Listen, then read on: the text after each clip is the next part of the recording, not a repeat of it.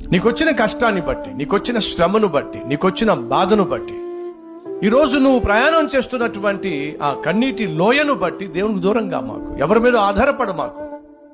ఏం చేయాలి? దేవుని మీద ఆధారపడు. దుబాయ్ వెళ్ళిపోతే కష్టాలు తీరిపోతాయి, కువైట్ వెళ్ళిపోతే కష్టాలు తీరిపోతాయి, అమెరికా వెళ్ళిపోతే కష్టాలు తీరిపోతాయి, ఆస్ట్రేలియా వెళ్ళిపోతే కష్టాలు తీరిపోతాయి అని మనం అనుకుంటున్నాం. కానీ ఎంత మంది ఆ దేశానికి వెళ్ళి ఎంత భయంకరమైనటువంటి జీవితం జీవిస్తున్నారు.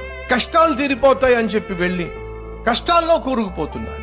దయచేసి వినండి, మీరు ఏ దేశం వెళ్ళినా, ఎక్కడికి వెళ్ళినా దయచేసి దేవుడు మీతో వస్తున్నాడా లేదా అనేది మాత్రం దయచేసి గమనించండి.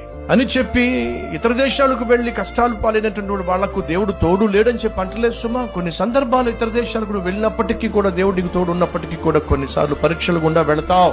అదే సమయంలో నువ్వు తీసుకునే తొందరపాటు నిర్ణయాల వల్ల మూల్యం చెల్లించాల్సి ఉంటుంది. ఇలా చెప్పా కదా, మన జీవితంలో వచ్చే సమస్యలకు ప్రధాన కారణం ఒకటి, మనం చేసినటువంటి పొరపాట్ల వల్ల శిక్ష, లేదా మనం కలిగి ఉన్నటువంటి ఆత్మీయతను పరీక్షించడానికి దేవుడు చేసేటటువంటి పరీక్ష. దేవుడు ఇస్సాకుతో అంటున్నాడు, ఐగుప్తుకి వెళ్తావేమో, వెళ్ళొద్దు. ఎందుకని దేవునికి తెలుసు, అంతకుముందు తన తండ్రి అబ్రహాము తనను ఆధారం చేసుకోకుండా ఐగుప్తును ఆధారం చేసుకోవడానికి ఐగుప్తుకు వెళ్ళి ఎంతగా అవమానపరచబడ్డాడో దేవునికి తెలుసు.